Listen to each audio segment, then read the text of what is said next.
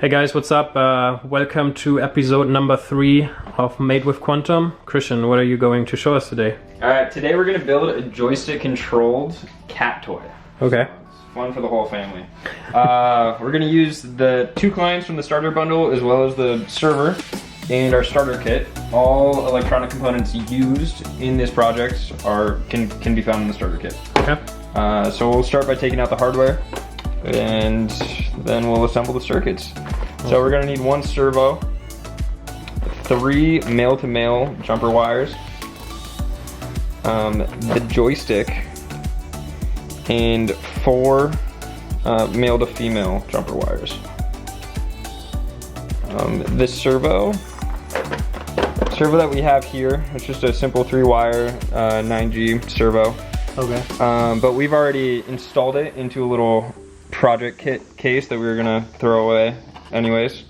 And then this plastic here. Yeah, so this is just a zip tie that's zip tied to the arm of our servo. Right. It's very simple, and we just have a little piece of red wire for the cat to play with it. So this will turn later, right? So yeah, this will turn, this will rotate. Okay. And we simply just hot glued it to the top of the case, and then we drilled a hole in the side of the project case to feed the wire through. Okay.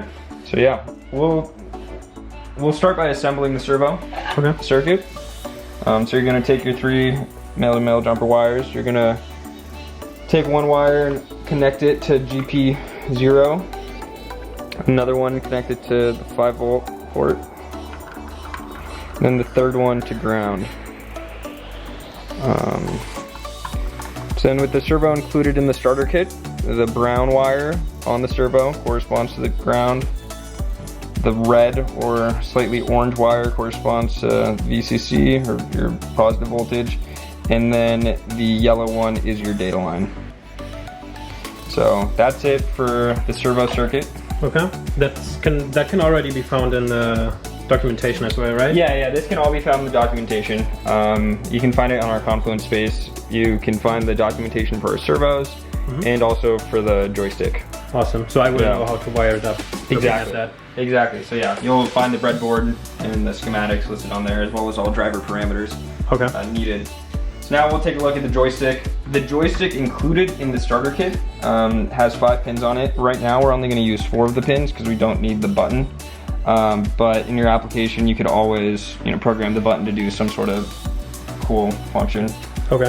Also on our joystick it's labeled as 5 volts there, but when using it with our system, with our clients, you need to make sure to use the 3.3 volt port.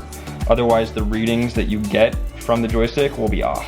Okay, but that's also part of the documentation. Yeah, that can all be found in the documentation. Okay, good.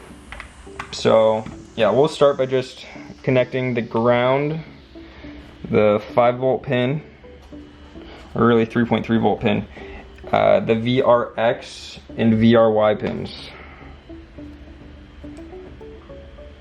So now we can take the ground wire and connect it to one of the ground ports on the client.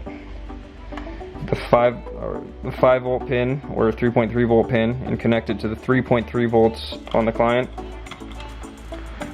We'll connect. Oops. Little mistake. It's okay. It happens in the making. Right. Yeah, and then we'll take the VRX pin and connect it to GP0. And the VRY pin, we'll connect that to GP1. And for all of those I could also use different pins, right? And yeah, you can always use other pins. Yeah. Yeah, you can use any of the pins, any of the ones you want. Configured correctly in the firmware, yeah, right? You can also have multiple joysticks on one client. Yeah, right. Or you could have an LCD on this, or a button, whatever. Right. Could I also put the joystick and the servo together on one? Yeah, you should be able to do that. Okay, but then I have to sit next to the. Yeah, but then you have to sit next to the cat toy. Okay. You do not want to get attacked. That might be a little dangerous. Okay. Exactly. All right, so now we'll go through the pairing process. So start by plugging in your clients. Once they're properly powered, the LED should begin to flash. Then on your server, navigate over to your clients page and go to the unpaired section if your clients haven't already been paired.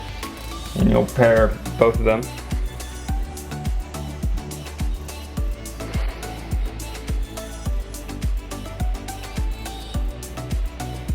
Alright.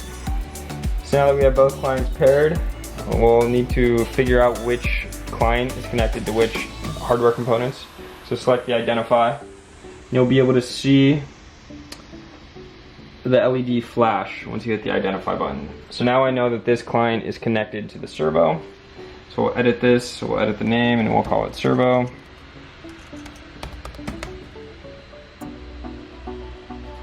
And then the other one we will call joystick. Now we'll navigate over to the firmware section. All right, now we'll build the two firmware files for the joystick and the servo. So to create new, and we'll call this one servo. We'll add a servo to the firmware, naming the driver servo, or the device servo. We'll go to the drivers and we'll just select the generic driver.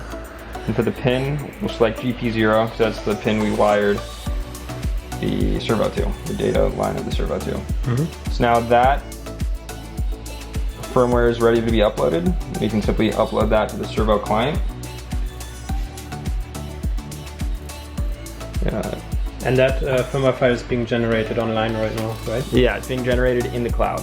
Okay. And then the server will pass that to the client over Bluetooth. Okay. So while that's being generated, we'll create a new firmware and we'll call this one joystick. Hit create, and we'll do add hardware. We'll add the joystick device.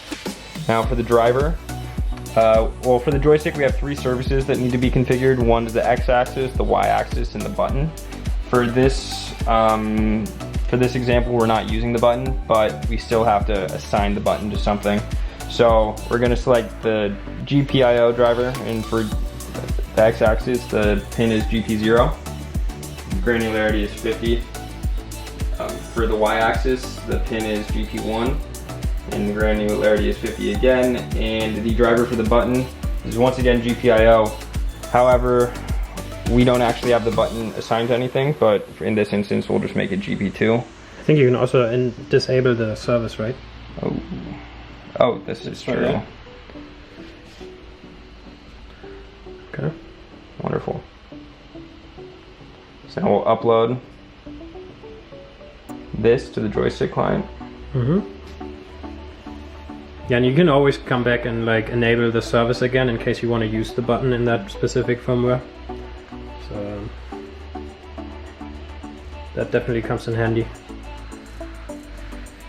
So Christian, could we also use something else to control the servo if we don't want to do it ourselves? Yeah, well, instead of using the joystick, we could use interface buttons that could be interacted with over the dashboard, or we could create some sort of randomization function that would send random position points and degrees to the servo. So we could make it motion activated. If something walks past the toy, it'll automatically start doing some sort of randomized function. That would be easy to do, and it would only take a few minutes. Okay, cool. Yeah. So next we should probably build the app, right? Yeah, we should definitely build the application. So we'll navigate over to the app builder page and we'll create a new app. We'll call this one Cat Toy.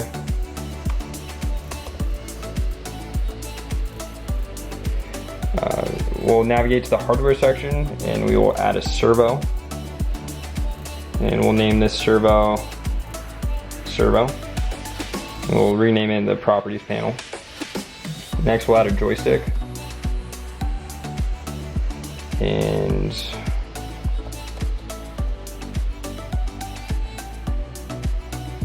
we'll connect the x-axis to the degree port on the servo.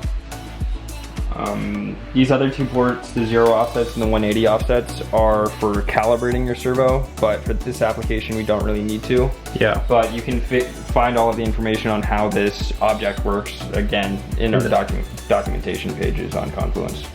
I think we used those offsets for the robot hand, right? Yeah, we did. Okay. And we used it for the steering car as well. Okay.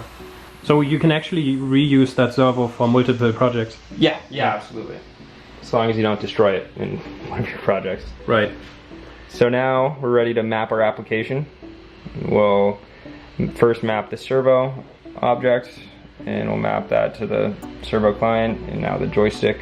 And now we can run it and have fun with our cats.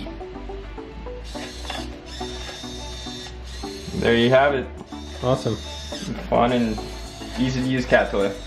Right, so yeah, I think we should go inside and play around with the real cat, right? Yeah. Okay. See you inside.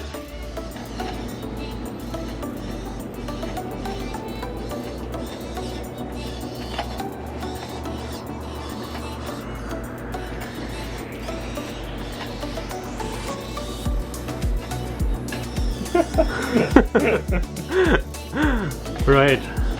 Okay, Christian, I guess that's... There we go. Yeah. I guess it was a success. Okay.